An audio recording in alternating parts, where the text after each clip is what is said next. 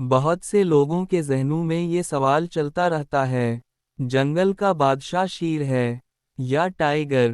دنیا میں ایک سے بڑھ کر ایک شکاری موجود ہیں۔ ٹائیگر کی طاقت بے مثال ہے، جیگوئر کی کاٹنے کی قوت ہڈیاں توڑ دیتی ہے، اور لیپرڈ کی پھرتی کا کوئی جواب نہیں۔ لیکن سوال یہ ہے کہ جب بادشاہ کی بات آتی ہے تو صرف شیر کا ہی نام کیوں لیا جاتا ہے؟ پہلے کچھ حقیقتیں واضح کر لیتے ہیں۔ ٹائیگر جسامت اور وزن میں شیر سے بڑا ہوتا ہے۔ اس کا طاقتور جسم اسے ایک اکیلا جنگجو بناتا ہے۔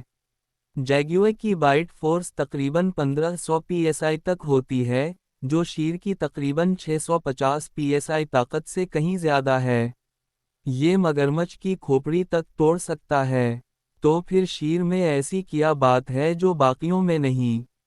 اصل وجہ صرف طاقت نہیں بلکہ معاشرہ ہے۔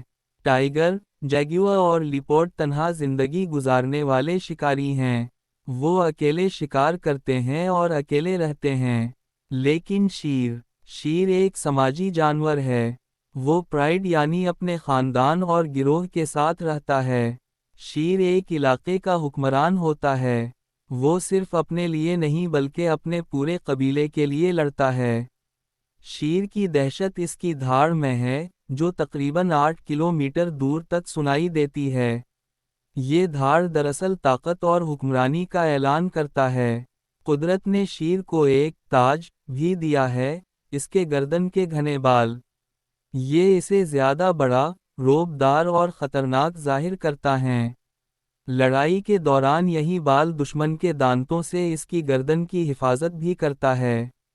ٹائیگر اور جیگوئر چاہے کتنے ہی ماہر شکاری کیوں نہ ہوں، لیکن ان کے پاس وہ شاہانہ انداز نہیں جو شیر کو پہلی نظر میں ہی بادشاہ بنا دیتا ہے۔ بادشاہ بننے کے لیے صرف مہارت کافی نہیں، حوصلہ بھی چاہیے۔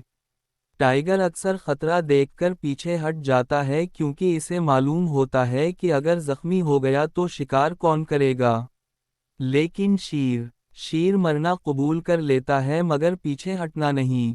وہ اپنی سلطنت اور اپنے خاندان کے لیے آخری حد تک لڑتا ہے۔ اس کا انداز کچھ یوں ہوتا ہے، مجھے سب سے تیز ہونے کی ضرورت نہیں، مجھے صرف سب کا سردار بننا ہے۔ ٹائیگر ایک بہترین گلاڈیٹر ہے، جیگوئر ایک خفیہ قاتل کی طرح ہے، لیکن شیر ایک شہنشاہ ہے۔ شاید وہ شکار کم کرے، مگر حکمرانی ہمیشہ اسی کی ہوتی ہے۔ اس بارے میں آپ کیا سوچتے ہیں؟ اپنی رائے کمنٹس میں ضرور بتائیں۔